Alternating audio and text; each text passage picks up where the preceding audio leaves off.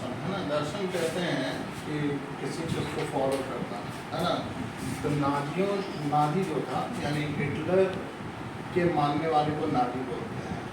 तो नाजी की विचारधारा क्या थी, उसकी विशेषता क्या थी? पहला है कि प्रजातीय अस्त्रीकरण। हिटलर का ऐसा मानना था कि जितनी भी दुनिया में प्रजाति है उसमें सबसे श्रेष्ठ प्रजाति जो है वो क्या है?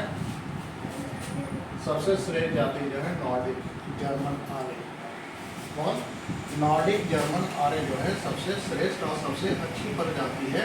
और सबसे निम्न प्रजाति, सबसे खराब प्रजाति जो है यहूदियों की प्रजाति है। ये हिटलर का मानना था अपने प्रजातीय स्थिरीकरण के सिद्धांत या दर्शन के हिसाब से। वहाँ पर दो दर्शन विद हुए हैं, एक का नाम है डार्विन और दूसरे का नाम है स्पेंसर। डार्विन और स्पेंसर, डार्विन ने विकासवाद का सिद्धांत दिया और स्पेंसर ने अतिजीविता का सिद्धांत दिया था।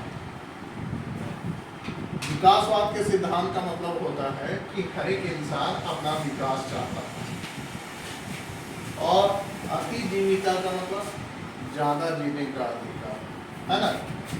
वहाँ से हिटलर देखे, चूंकि आर्य को यानी नॉर्डिक को सबसे श्रेष्ठ मानता था और दूसरी प्रजातियों को क्या मानता था कि वो निम्न है, तो अपनी शुद्धता को बचाने के लिए, अपने आप को बचाने के लिए दूसरों को समाप्त करने की बात वो करता था।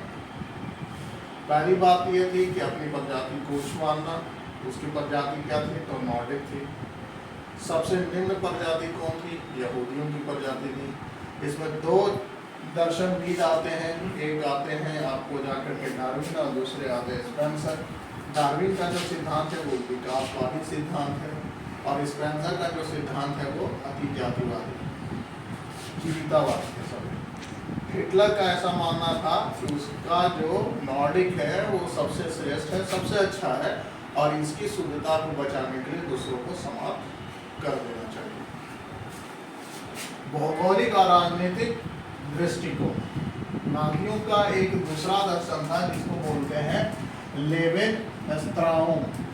इस दर्शन के अनुसार हिटलर का ऐसा मानना था कि भाई हमें जो है अपने लिए अधिक भूमि की ज़रूरत है, अपने लोगों को बसाने के लिए क्या चाहिए? अधिक भूमि की ज़रूरत है।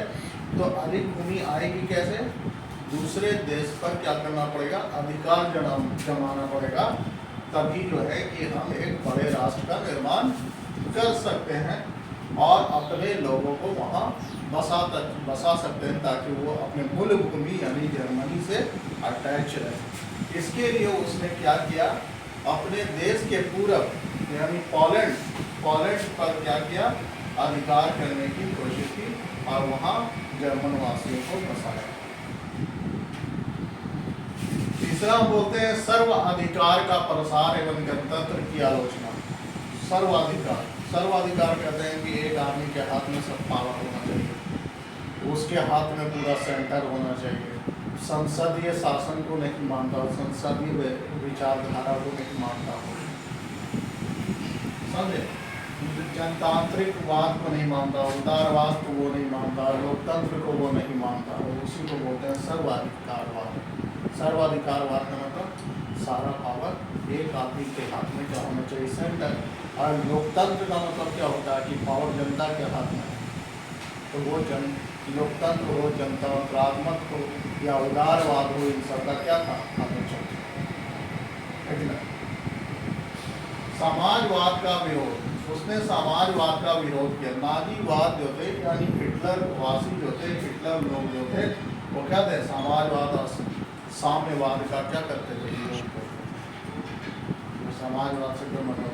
ये किसके समर्थन थे? पूंजीवाद, कैपिटलिस्ट, इंडस्ट्रियल लोगों के, उद्योगपतियों का क्या करते थे? ये सपोर्ट करते थे। और इसका अप्रत्यक्ष रूप से इनडायरेक्ट वैसे फ्रांस और इंग्लैंड ने भी सपोर्ट किया था। उग्र राष्ट्रवाद का समर्थन। उग्र राष्ट्रवाद का समर्थन हिटलर जो था, उग्र राष्ट्रवाद का समर्थन था। जर्मन वासियों के दिमाग में ये भर दिया गया कि राष्ट्र जो है वो सर्वोपरि है, इससे ऊंची कोई चीज़ नहीं है, और इसी चीज़ का फायदा उठा करके जो है हिटलर जर्मनी पर शासन कर रहा था, यानी कि लोगों के दिलों में नफरत को पैदा कर रहे थे। चैनल को सब्सक्राइब कीजिए, लाइक कीजिए और कमेंट कीजिए।